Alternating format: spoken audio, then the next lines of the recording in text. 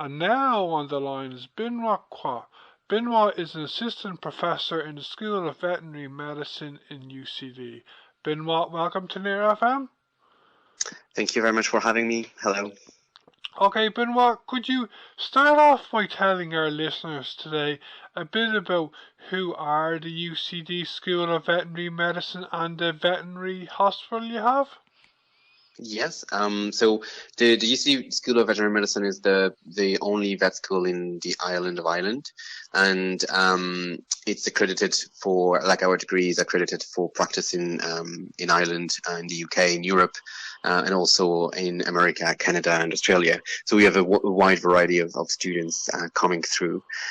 We have a referral hospital as well, which is a multi-specialist led hospital with specialists in medicine, like me and my colleagues, but also specialist surgeons, specialist anesthesiologists, specialist radiologist, ECC. Like, every specialty is represented in our hospital. Okay, and in terms of your hospital, Benoit, how big is it compared to other vet clinics around the country? Can you tell me? Well, because of that multidisciplinary approach, we are more vets to be involved, and depending on the complexity of the cases, they might be under the care of one or several services. For example, some cases are shared between medicine and surgery. So we have more vets, more nurses than a regular general practice. But I presume there are very large practices as well across Ireland. There is another referral centre that operates on the same model as us on the private side. Okay, do your students in the School of Veterinary Medicine also work in the hospital, Benoit?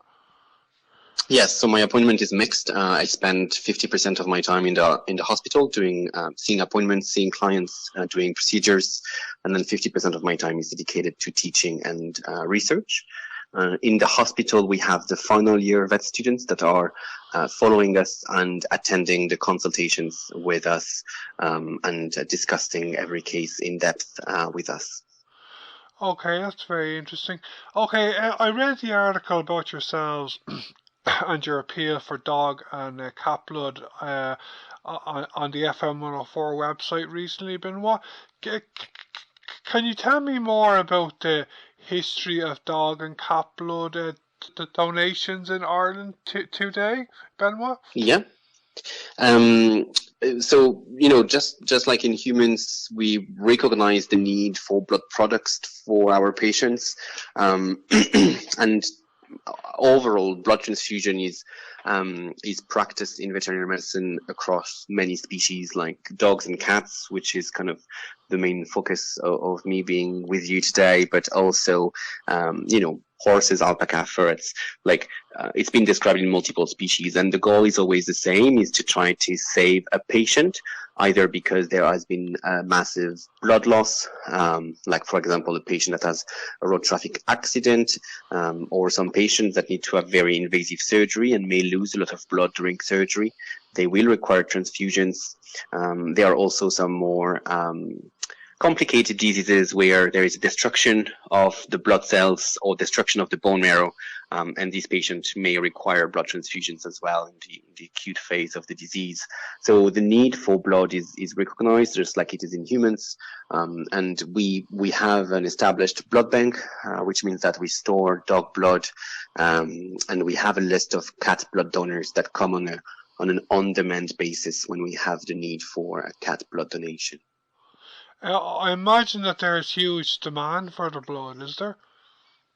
There is a huge demand, or at least there is an important demand, and there is a limited supply. And just like in human medicine, we rely on people volunteering their pets to help other pets.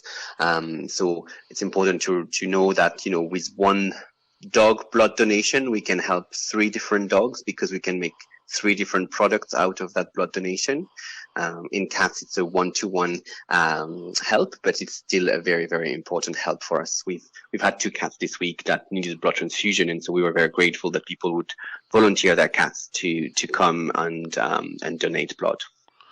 Okay, Benoit, is there a shortage of the blood in Ireland and in many other countries to the point where dogs and cats die because there is not enough blood?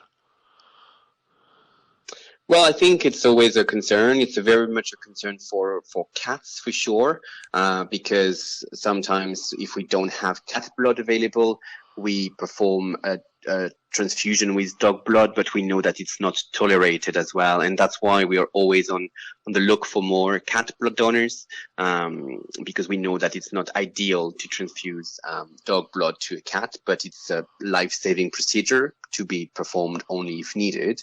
In dogs, we have been able to manage our stock, but sometimes, yes, it's a bit of a last minute call to try to find someone to come in that day to give blood, because we are kind of in a very tight regulated system, and if there is too many emergencies, it might be difficult to cope with the need we have.